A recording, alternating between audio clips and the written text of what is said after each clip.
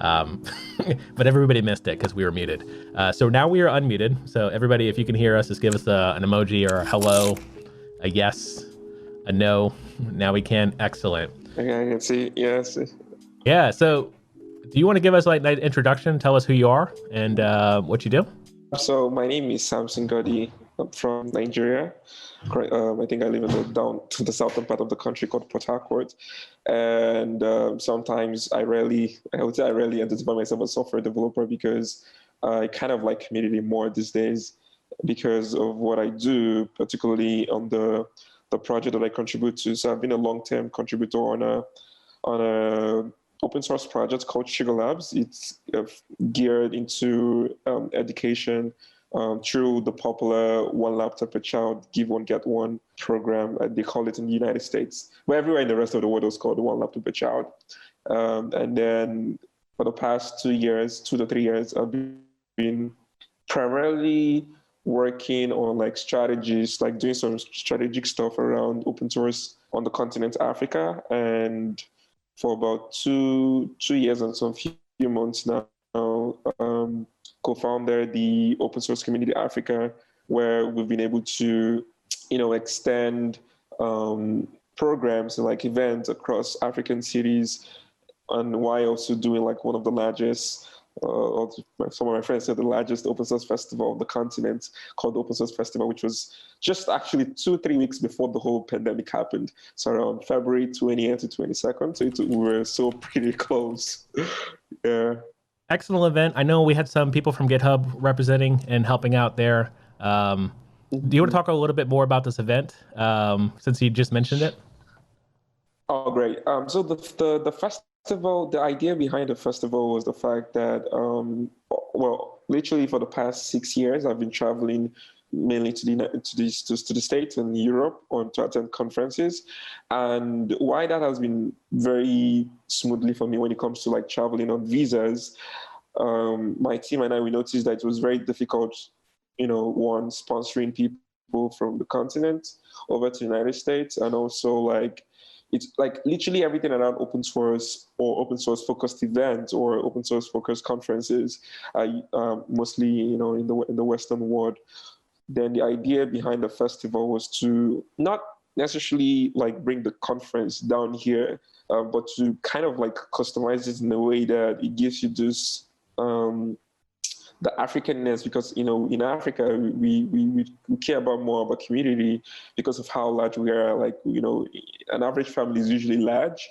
Maybe so the idea behind the festival, that was one reason we call it a festival, not a conference or a summit, was the fact that we want to celebrate open source and anything centered around open source. So we had about, as you can see on the website, about 800 persons that attended. We had like great mixture of folks across the world. Our speakers were also, heavily diverse. We had like folks from Google OSPO to Microsoft Azure team to like, a lot of companies and some foundations down in Lagos. I think we just had about 2 remote speakers, but everybody was on ground. And then there was like other breakout sections, things around open source design and documentations and, just a lot of things that kind of make a lot of sense. So that, like, if you see the recap, they're kind of like the highlights of what went on. But because the first day, we had this thing called the Sustain Africa, where we had a serious conversation on how to sustain the growth on the continent, and that was the first day. But the 20th to 22nd, the 21st to 22nd was mainly on the festival, which is the photos you're seeing. So it was really awesome for us because it was the first of its kind on the continent. Yeah, and we met at late last year at FOSDEM, and Gahost also, I met him there at FOSDEM as well. So I guess the question is this before similar? FOSDEM, actually, before FOSDEM. Oh, before FOSDEM. That's right. The FOSDEM, we drew some inspiration from FOSDEM because literally everything there was open source, and we actually did talk to some of the organizers of FOSDEM, my team and I, and they gave us some idea around how to control, like, because we were running multiple sections at once, not just, because there was like some on the main auditorium and then couples on like different workshops. So we learned one or two, because I flew my team down to four of us, myself and Perry, Adam, my co-founder, and then Balaji. We went down to Belgium to experience FOSDEM, and we kind of like look at some certain things and then bring them over to Lagos. Excellent. Yeah, and I see some familiar faces. I know Ariel, who I've met quite a few times at conferences. They focus in teaching design, open source design, and supporting projects in that way. So awesome organization there. I wanted to talk a little bit more about your background as well, and sort of how you got into open source, and like how open source like is valuable to your career and what you've done. So like you mentioned Sugar Labs, and Sugar Labs being a place that you learn open source. So you want to explain a little more about Sugar Labs and so your introduction? Yeah. So Sugar Labs is Sugar Labs is an educational initiative. So it's like kind of well, for me to explain Sugar Lab, I have to explain the program that Sugar Labs came out from. So the One Laptop Per Child, I don't know if you can Google that. So One Laptop Per Child is a program from the Massachusetts Institute of Technology, the Media Lab. So most of the folks in there were highly, from the educational space. So the first 5 years of my career were geared into education, like building curriculums and working on deployments. So I was working and supporting like countries like Rwanda, South America, like countries like Paraguay, Uruguay, I think some in Argentina.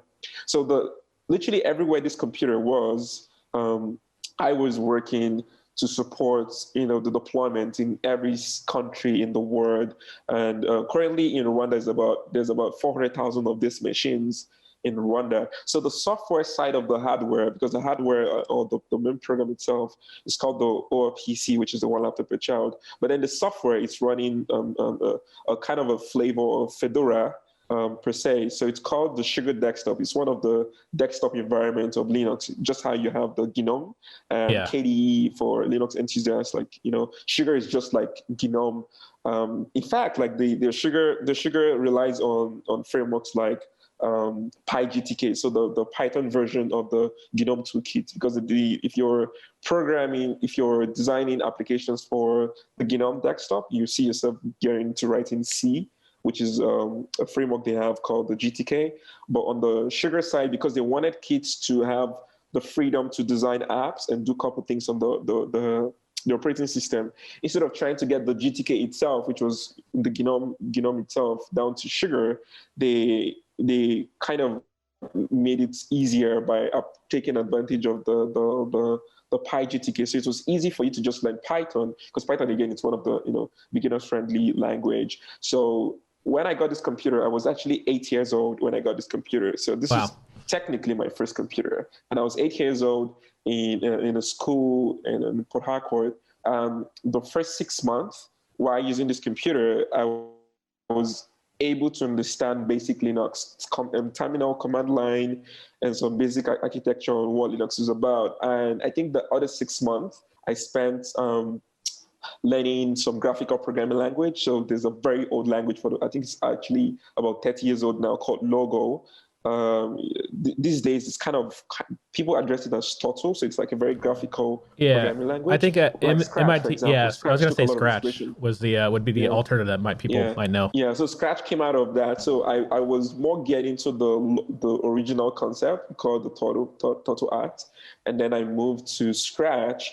And the reason why I spent a lot of time using Scratch was the fact that I was serving as a facilitator for a company called Schlumberger. It's an oil servicing company based in the US, because they were the one coining the deployment. So I was working with Schlumberger and also working with the Nigerian Academy of Science, while also doing some stuff with MIT. So I was that person in between three organizations and trying to make sure that the curriculum where the science students would definitely use the hardware stuff and mix it into the science stuff and make it some kind of a project. So due to that engagement, I saw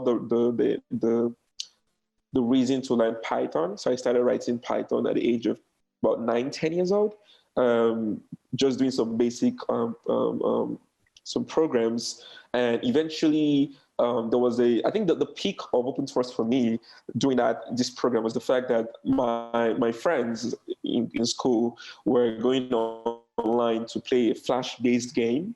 And I noticed, internet is still very expensive in Nigeria, so they would spend a lot of time going to the internet, and I saw it was something that I could do offline, so I had to go to the internet. I know it wasn't really open sourcey per se, because I'm a 10-year-old kid on the internet that doesn't really understand what open source license is. So I went online, I Ctrl+S on the website, and then I downloaded the assets, and then I wrote some Python script that made it some kind of so I wrote a window and then ran the, so if you can see, I don't know if I can share the link. So if you go to GitHub, github.com, my username on GitHub, so github.com, Samson, samswag/football, you see the... Sam Swag? Yeah. I haven't changed my name since 2013. Yeah. So if I go to my repository... No shame. Yeah. Yeah, this is I haven't changed. I created this account in 2013. So if you search football on the repository there, yeah. So I created a game called Football. So the aim was for me to save a lot of computing power, internet power, and then make it local. So when I created the game, my friends and I were using it locally because it was a full-fledged Linux app. And then I reached out to the Sugar Labs community. If you look at the collaborator, you see Walter Bender. So Walter is my mentor. He was like, hey, why don't you just create a GitHub account and host this? And I was like, awesome. So I hosted it on GitHub, and I used GitHub and then uploaded it on GitHub. We made some changes, and then we uploaded it on the Sugar store. And the first 6 months, or I think a year, he attracted over 36,000 downloads. And this is not on your Apple Store or your Play Store. So that was the peak for me. I started getting a lot of feedback across the world saying, hey, this is awesome, this is great. And I haven't touched this repository. It's a long time ago. I tried to, I would definitely come back and do a lot of things. Explain again what the Project Football does. This is the track teams and stats. Okay, so if you go to, if you open another tab, type Magical Free Kick. Say it again. Magic of what? Yeah. Magical free kick. Okay. Football free kick. Yeah. Space free kick. Yeah. Yeah. So yeah, the football game. Yeah. So if you go to image, or maybe one of them, yes. Click on the first one. Yeah. Let's see if they do have it. It's Flash based, so you need to enable Flash. I might have to. I don't even know where. Okay, I enable. That's yeah. Honestly, I don't even know what browser is going to enable Flash for me, unless it was okay. Safari's not going to do it. No, they're going to block Flash. I think this game might live in some sort of graveyard, which is Flash, that we'll never be able to see ever again. Because I don't have I don't have IE11 on this machine right now. Yeah. Or IE6. Everybody's throwing out the browsers that don't exist to me anymore. But I think we could probably find a screenshot of it though. Yeah. If you go to Google Image, probably go to maybe check the image or video. Yeah. You see it. So this is the game. It's based on Flash. I didn't create this, right? So people were spending a lot of online resources, spending money on the internet. So what I did was I was able to take because again it's Flash based, so I was able to take the raw file and then I made a Linux app on it local. So it was local to the machine using Python. So if you go to if you Google PyGTK, so PY the GTK, it's a popular framework on the Linux side. So yeah, so this was what I did. I was able to create a wrapper that enabled user people to play the game offline without needing any kind of internet. So that was what I did. I think I was 13 or 14 when I did that, and created a GitHub account and then uploaded. So wait, hold on. You first got your first laptop at 8 from the one laptop per child. By 13, you made this football game. Yeah. And then created this wrapper. Yeah. Okay, Yeah. excellent. Just making it clear. Also, while living in Nigeria. Yeah. Yes. Excellent. Yeah. That's amazing. Yeah, please continue. I just wanted to make sure that hit home. Yeah. When I did this, I don't know if you can. I don't know if you can still remember the video. So I think there's a. Okay, you know what? Could you search Port Harcourt to Silicon Valley? There's a video of so a kid in Hong Kong. His mentor sent me a video. I don't know if that video still is on YouTube. So Port Harcourt to Silicon Valley. It's an article that I wrote. You So have I think to I spell that for linked me. Port Harcourt, like Port Harcourt, the city I live in. Oh, Harcourt. Yeah. Okay. Port Harcourt, yeah. To Silicon Valley. It's the title of an article that I wrote. So yeah. Yeah, the first one, yeah, the first one. I think, is it? Yeah, that one. Yeah. So scroll down a little bit. I think scroll down. I'm getting stuck on the Joel off there. Yeah. See that video, right? So if you could play a video, you see the kid. So the kid was using the computer, installing the game using terminal, not your typical graphical way of installing it. Like you went to terminal, installed the game, Yeah. and then played the game. So that's the game he's loading right now. And this was like 5-6 years ago, if I remember that video clip. And so that's what I did. I created a wrapper that enabled the game to play offline. So kids everywhere using this computer could use it. So that's like my first big code contributions, I believe. Yeah. Yeah, that is amazing. And yeah, also let's give you your 5th star as well. Well deserved. No, I mean that's pretty impressive because I think I was gonna say, like, here in the States, we and probably most Western countries, like we get like these scientific calculators. So I think a lot of us, we get our introduction into like actual hacking, making games on our calculators, and I see the correlation between these laptops and being able to sort of just figure out things and like hack away and try to cool things getting this game to work. Yeah. That's actually the cool thing about Sugar. So if you Google Sugar Desktop, the concept about Sugar Desktop is to always encourage the user, because it's like a plain box. So it's an operating system with a plain box, like take and customize. No, not Sugar Lab, the Sugar OS. Yeah, that one. The Which one? Yeah, the scroll down. Yeah, that. Oh, there we go. Yeah, the Fedora. Yeah. Okay. Any of the article though. No, if you go back a little bit.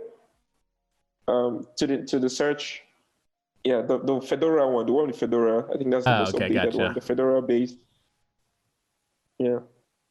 So yeah, so the Sugar is designed in a way that it encourages user to customize it. So it's not like your typical Windows and Mac where Cupertino or Mountain View or Seattle have to like design everything for you. Like, so the first time I got my computer, I didn't like it's displaying, right? And everything is so open that you could see, the concept of when you go to the browser and you right click, you see the view source. Yeah.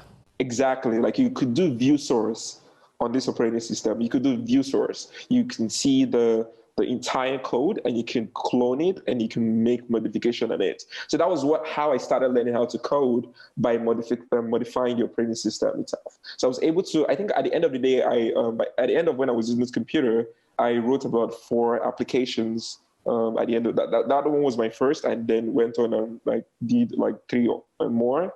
And eventually I started contributing to the organization. They finally became a board member for the project, while maintaining the large community. So now the software side of the Sugar Labs is called the software side of the Sugar, which is the operating system. It's called Sugar Labs. Sugar Labs is the organization side of it. So that's what I do. I've been directly involved with Sugar Labs for about 11 years now. I'm serving as an election community, code contributor, membership community advocate and community manager, and then now serving as a board of director. So it's been a long culture for me. Yeah, that's yeah, you seem to be pretty busy. Back before, when we were seeing each other at conferences and seeing at GitHub events and stuff like that, yeah, it seemed like you were all over the place, to be quite honest. And I'm curious, is it okay to say how old you are today? Because we talked about you getting your first laptop at 8, and you're open sourcing this Yeah. football game at 13. So I'll be turning 21 by October 31st. So about like 2 weeks from now, 21. excellent. 21. And on top of that, you're also featured on GitHub's README project as well. So folks can definitely get way more of the story too as well here outlined here in the README project. Jason actually asked earlier about running an event like OS Africa. Like, what does it take? What sort of skill set does it take to run an event to that size? So, like, what were the secret sauce behind the scenes of you to be able to get that coordinated? So we wanted the festival to be a little bit smaller because it was the first time, obviously, so we wanted to play safe. So we're thinking about up to 300 persons, to be honest. The first was funding. Funding is actually the most big problem on the continent Africa when it comes to organizing events. So luckily for me, my connections with open source has been able to make me to talk to companies in, like from Google to Microsoft to like other companies, including GitHub. So it was kind of like, I was like, hey, I'm doing this. Do you have money? And they're like, yeah. So at the end of the day, I was able to raise, So if you go to Open Collective /Oscar, I was able to raise on the Open Collective platform itself, I was able to raise about $72,000 on the Open Collective platform. And then away from opencollective.com, that's the name, opencollective.com/Oscar. So we had, so if you scroll down a little bit, so this is our collective page where anybody can contribute and donate to us. So we're able to create like a different package for people. And if you scroll down a little bit, so we had like different organizations in that part, like different companies, GitHub and the rest. So we were able to raise about... That is huge. Yeah, so Facebook was interesting. So I was like, so when I reached out to them, I was like, so they were asking me a bunch of questions and was just about like, okay, we want to do this. And so they took the highest, which was 20K, and then Google took the second highest. I think GitHub second, third, and then like others. Canonical. So the reason why this was a bit easier for me was the fact that literally every organization here, I know people, at least on the open source program office of these companies. So that's one of the great thing about open source is because I usually meet them at conferences and do some open source work. So it was easier for me to say, hey, this is what I'm trying to do on the continent. We have money, and at the end of the day, we were able to raise. If you scroll down a little bit, we were able to raise. We ran on a budget of. The initial plan was for me to raise about. This is what is currently left. We were able to raise about up to 70. So what happened was we raised more money out of Open Collective. So we're about $20,000 was out of Open Collective, and then in Open Collective it's roughly about 70, depending on how you calculate the money. So yes, that was what we were able to do. It was easier for us to fly speakers down, and then we expanded the team for the festival into up to like 20 core team on the festival planning, and then the festival planning team had like a bunch of volunteers that were able to demystify some of the work. So it was like my team extended to like a different team for the festival. So we were running with a team of 21 or 22, and then the 22 folks extended to like more extra volunteers. So that's how we were able to simplify the work in Lagos. We actually have some videos. If you go to YouTube and you search, you see the highlight of the event, which was pretty awesome. So you search open source festival. Yeah. Oh. Open source festival. Yeah. Open source festival. Yeah. So, wait. My YouTube. Yeah. Okay. Is a little different than yours. Yeah. There we go. We got day 3 right here. The highlights. Yeah, day 3. Yeah. So you could see like this was in Zone 10 Park in Lagos. It's just really awesome for us. So like, great number of people. It was great. Like we had the best design team. They were like really great, paying attention to details. It looks like you just did this earlier today. You're wearing the same shirt. Yeah, so Ariel and some Stephen Wally from Microsoft. Yeah, from Microsoft. team. Yeah, familiar faces. Yeah, Is that Gift? No, somebody else. Ada, my co-founder. Excellent. Ada. Yeah. Okay, gotcha. Yeah, and we do have someone in the chat too, El Punisher or El Punisher. These Twitch handles. Oh, yeah, that's his name. Yeah. I've forgotten it. I think I know the person. He's Nigerian. Yeah, I could tell by the NGs in the chat. Let's see. Let me just try and check. Yeah, I mean, this is excellent, and like Samson, I appreciate you coming on and chatting. We do need to wind down and prepare for our next guest. But yeah, this was pretty enlightening. It was nice to hear the story of OS Africa, what you've done, your sort of background and how you got into open source. I guess if you had any advice for folks who are here in the chat who are just now experiencing open source this month because of Hacktoberfest, like what sort of wisdoms that you could provide for folks as your last word? Okay, so I think I'm always an advocate for quality over quantity, because I think it's the reason why I see that is the fact that people always try to do as much as they can, but they kind of lose the understanding of what open source actually is. Because if you focus more on trying to give more of a, people always ask like, what do you mean by value? Like what's quality over quantity? Like trying to make sure that, people think that by opening too many pull requests or by having too many greens and dots on your GitHub kind of makes you like a pro, all that stuff, right? It's always around the effectiveness of like work. Most of the time, it's not actually code focused. It could be something that is very crucial to an organization by event planning, right? So if there's anything I would encourage somebody to, or anybody that is trying to come into open source, is to say that you should pay attention to quality, because quality makes a lot of sense. I'm actually trying to write an article, so if you follow me on Twitter or something, I would definitely drop something. The reason why I said quality. Yeah, his name is Ace Kid. Yeah, Ace Kid. Yeah, he's I've seen the name. He's a friend of mine. Excellent. Yeah. Gotcha. And Samson's actually going to be in the Discord too, so I dropped the Discord link. You can actually catch him there. He'll share his link. If you want to go in the Discord and just drop your Twitter and some other links in the community Discord channel, folks can catch you there. But Great. Again, Samson, thank you very much for coming on. Awesome. I'm going to switch this and transition for our next guest. But yeah, see ya. Open source and bringing people into it. So we're going to focus on our project called Infection Monkey. So why should you listen?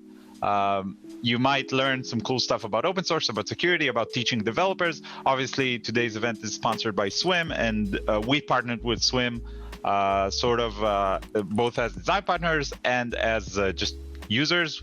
We like what they do. And if you don't care about all of that, there will be cute monkey photos